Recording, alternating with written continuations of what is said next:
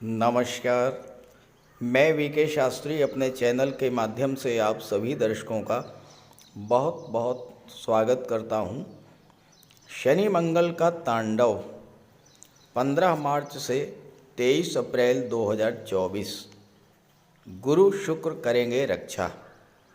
जी हाँ, पराक्रम, पुरुषार्थ, शौर्य और ऊर्जा के कारक ग्रहों के सेनापति मंगल 15 मार्च 2024 को शाम 6:30 पर राशि परिवर्तन करेंगे और अपनी उच्च की राशि मकर राशि को छोड़कर शनिदेव की मूल त्रिकोण राशि कुंभ राशि में गोचर करेंगे और कुंभ राशि में ही 23 अप्रैल प्रातः काल तक रहेंगे और इसके बाद मीन राशि में चले जाएंगे।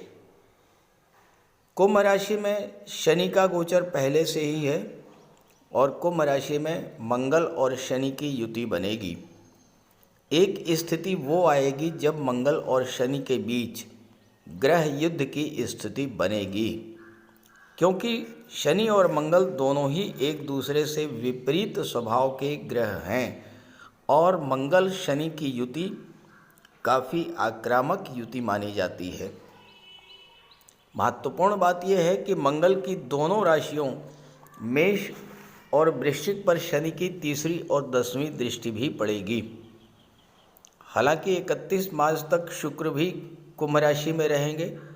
शुक्र की शुभता के कारण ये युति ज़्यादा प्रभावी नहीं होगी और 31 मार्च के बाद शुक्र अपनी उच्च की राशि में चले जाएंगे, राहु के साथ युति बनाएंगे, तो आपके लिए बहुत अच्छा समय रहेगा। और साथ ही साथ गुरु से लाभ स्थान पर मंगल का गोचर रहेगा, तो गुरु और शुक्र मंगल शनि युति के कारण बनने वाली विपरीत परिस्थितियों को बैलेंस करेंगे। मंगल हमारी ऊर्जा है, मंगल क्रोध है, जल्दबाजी है, हमारा ब्लड सर्कुलेशन मंगल है। जितनी भी चीज़ें हमारी सुरक्षा से जुड़ी हैं वो सब मंगल हैं। शनि क्या करते हैं? कार्यों को डिले करते हैं, आलस्य बढ़ाते हैं, कार्यों की गति मंद करते हैं, जबकि मंगल को विलंब पसंद नहीं है। मंगल बहुत तेज़ी से आगे बढ़ना चाहते हैं। इस युति का प्रभाव ये होगा कि हम आगे बढ़ना चाहेंगे तेज़ी के साथ, लेकिन जिस तेज़ी के साथ बढ़ना चाहेंगे उतना तेज़ी से नहीं बढ़ पाएंगे। शनि के कारण इससे फ्रस्ट्रेशन पैदा होगा। ऐसे में इस गोचर काल में 40 दिनों तक हमें आदत डालनी होगी अपने कार्यों को धीरे धीरे पूरा करने की, धैर्य से काम लेना होगा। 7 अप्रैल के बाद ये स्थिति बनेगी कि मंगल शनि के निकट आते जाएंगे। 10-11 अप्रैल तक सर्वाधिक निकट होंगे। ऐसे में 7 से 15 अप्रैल तक आपको विशेष सावधानी भी बरतनी होगी। तो मंगल के राशि परिवर्तन का धनु राशि के जातकों के जीवन पर क्या प्रभाव पड़ेगा, इसी का विश्लेषण करेंगे इस वीडियो में। ये विश्लेषण आपकी चंद्र राशि के आधार पर किया जा रहा है और वीडियो के अंत में मैं आपको मंगल के उपाय भी बताऊंगा। तो ये है धनु राशि के जातकों की कुंडली। आपके लग्न के स्वामी हैं देवगुरु बृहस्पति, जो कि कुंडली के पंचम भाव में गोचर कर रहे हैं। मंगल आपकी कुंडली में पराक्रम के भाव में गोचर करेंगे 15 मार्च को, और यहाँ पर शनि का गोचर पहले से ही है, शुक्र का गोचर पहले से ही है। मंगल आपकी कुंडली में पंचम भाव और 12वें भाव के स्वामी होकर के तीसरे भाव में गोचर करेंगे और मंगल की दृष्टि छठे भाव पर, नवम भाव पर और दशम भाव पर पड़ेगी। ये जो गोचर काल है 15 मार्च से 23 अप्रैल का, ये आपके कामकाज के लिए, विदेश संबंधी कार्यों के लिए और धन की दृष्टि से बहुत अच्छा रहेगा, क्योंकि तीसरा भाव जो है इसमें शनि और मंगल दोनों ही बहुत अच्छा फल प्रदान करते हैं। कुंडली का जो तीसरा भाव, छठा भाव और 11वां भाव है, इसे त्रिषडाय भाव कहा जाता है। और त्रिषडाय भाव में शनि, मंगल, राहु, केतु, ये चारों ग्रह बहुत अच्छा फल प्रदान करते हैं। तो शनि और मंगल आपके लिए बहुत अच्छे रहेंगे इन 40 दिनों में।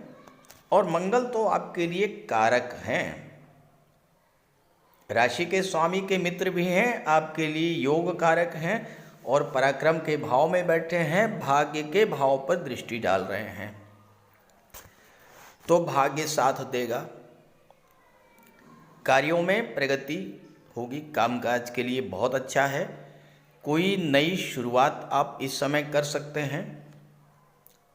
वो जो कार्य बहुत दिनों से करने की सोच रहे थे आप, लेकिन साहस नहीं जुटा पा रहे थे, मन में इच्छा थी कि इस कार्य को शुरू करना है लेकिन नहीं कर पा रहे थे, ये जो गोचर काल है इस समय उस कार्य को आप शुरू कर पाएंगे और उस कार्य को पूरा भी करेंगे। लेकिन ध्यान रहे कि शनि भी हैं मंगल के साथ, जल्दबाजी मत कीजिएगा, धैर्य के साथ अपने कार्य को शुरू कीजिएगा, बहुत अच्छी सफलता मिलेगी। और शनि चूंकि धन के भाव के स्वामी हैं, तो आपको अपने कार्य क्षेत्र से धन की भी प्राप्ति होगी। 31 मार्च तक शुक्र भी शनि के साथ हैं, दोनों मित्र हैं।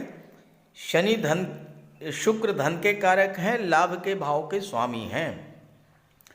तो इस समय आपको अपने परिश्रम का, पुरुषार्थ का लाभ मिलेगा। आप के संबंध भाई बहनों से आपके बहुत अच्छे होंगे।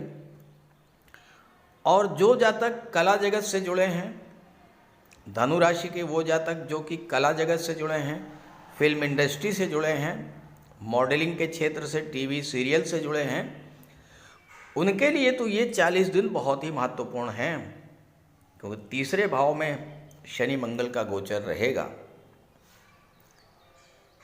विदेश संबंधी कार्यों के लिए भी ये समय बहुत अच्छा रहेगा। मंगल 12वें भाव के स्वामी होकर के तीसरे भाव में बैठे हैं। तीसरा भाव संचार माध्यमों का है, ऑनलाइन प्लेटफॉर्म का है। आप संचार माध्यमों के द्वारा जुड़ करके, ऑनलाइन प्लेटफॉर्म से जुड़ करके विदेशों से अपना कार्य सिद्ध करेंगे। विदेशी व्यापार के लिए समय बहुत अच्छा रहेगा, विदेशों से धन प्राप्त होगा। और 31 मार्च को शुक्र जब चौथे भाव में आ जाएंगे, यहाँ पर शुक्र मालव्य राजयोग बनाएंगे और शुक्र लाभ के भाव के स्वामी हैं, छठे भाव के स्वामी हैं।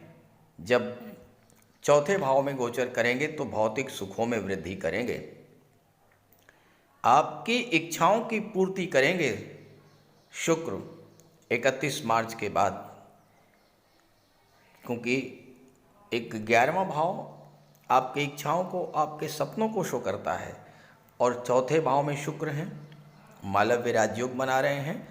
तो धन की दृष्टि से, भौतिक सुखों की दृष्टि से, व्यापार व्यवसाय की दृष्टि से, विदेश संबंधी कार्यों की दृष्टि से, व्यापार की दृष्टि से और कला जगत की दृष्टि से ये समय बहुत अच्छा रहेगा। लेकिन कुछ बातों का ध्यान रखना होगा। पहली बात, तीसरा भाव आपकी कम्युनिकेशन पावर का होता है, संवाद क्षमता का होता है। इसमें शनि मंगल दो पाप ग्रह जब गोचर करेंगे तो आपकी संवाद क्षमता को खराब करेंगे। तो वाणी पर विशेष ध्यान रखना है। बोलने से पहले, कुछ कहने से पहले उसे आप 100 बार सोचिएगा। और चूंकि छठे भाव के स्वामी शुक्र भी यहाँ पर बैठे हैं, छठा भाव शत्रुता का होता है। अपनी वाणी के कारण आप अपने शत्रु उत्पैदा कर लेंगे।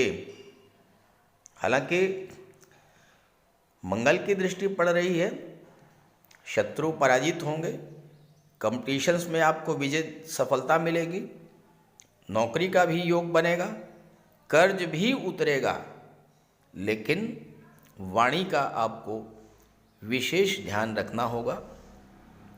वाद विवाद से बचना होगा, झगड़ों से बच कर के चलना होगा। विदेश संबंधी कार्यों के लिए समय बहुत अच्छा है। प्रैक्टिकल रह कर के काम कीजिएगा, जल्दबाजी मत कीजिएगा, धैर्य के साथ। और चूंकि मंगल की दृष्टि भाग्य के भाव पर पड़ रही है, आपके लिए बहुत महत्वपूर्ण है मंगल। अपने पिता, अपने गुरु की राय लेकर के उनके मार्गदर्शन में कार्य कीजिएगा, आपको बहुत अच्छी सफलता मिलेगी। भगवान विष्णु की उपासना करते रहिएगा और बजरंगबली की शरण में जाइएगा। साथ ही साथ अगर आपकी जन्म कुंडली में मंगल खराब हैं तो मंगल के उपाय भी कर लीजिएगा। बात करते हैं उपायों पर। मंगल का सबसे बड़ा उपाय है बजरंगबली की उपासना करना। आप बजरंगबली की उपासना कीजिए, बजरंगबली के मंदिर में जाइए, उनके चरणों का सिंदूर अपने मस्तक पर धारण कीजिए। साथ ही साथ हनुमान चालीसा का पाठ कीजिए, बजरंग बाण का पाठ कीजिए। मंगलवार के दिन अगर आप व्रत रख सकें तो मंगलवार का व्रत रखिए। साथ ही साथ हनुमान जी को चोला चढ़ाइए। मंगलवार के दिन स्नान करने के जल में लाल चंदन या लाल पुष्प डालकर स्नान करें। स्नान करने के बाद लाल रंग के वस्त्र धारण करें। अगर नहीं कर सकते हैं लाल रंग के वस्त्र धारण, तो कम से कम एक लाल रुमाल अपनी जेब में जरूर रखें। मंगलवार के दिन मंदिर में जाएं, बजरंगबली के लड्डू का भोग लगाएं और गरीबों में बांट दें। घर की दक्षिण पश्चिम दीवार पर उड़ते हुए हनुमान जी का चित्र लगाएं। साथ ही साथ गरीबों में लाल वस्त्र, मसूर, गुड़, लाल चंदन, मिठाई, लड्डू, बताशे, रेवड़ी ये सब बांटिए। मस्तक पर लाल चंदन का टीका लगाएं या हनुमान जी के चरणों का सिंदूर लगाएं। मंगलवार के दिन बंदरों को गुड़ और चना खिलाएं। बहते हुए जल में लाल पुष्प, तिल या गुड़ प्रवाहित करें और जेब में एक तांबे का सिक्का रखें। साथ ही साथ अगर आप मंगल के ये उपाय कर लेते हैं तो राहु भी नियंत्रित हो जाएंगे और शनि भी नियंत्रित हो जाएंगे, क्योंकि बजरंगबली की उपासना करने से राहु, मंगल और शनिदेव तीनों का ही उपाय हो जाता है। इसके अलावा एक चांदी की छोटी सी ठोस गोली चाहे आप जेब में रखें या चेन में पहन लें या ब्रेसलेट में लगा लें। अपने बैग में मोरपंख रखें और घर में भी मोरपंख लगा लें। मेन डोर पर, कार्यस्थल पर भी मोरपंख रखें, तो इससे राहु आपको परेशान नहीं कर पाएंगे। तो ये सब उपाय बहुत आसान हैं। सुंदरकांड का पाठ कीजिए, बजरंग बाण का पाठ कीजिए, हनुमान चालीसा का पाठ कीजिए। ऐसा कोई उपाय नहीं है जो आप नहीं कर सकते, और आप इन उपायों को कीजिए, फिर देखिए आपको कितना बड़ा लाभ मिलता है। नमस्कार।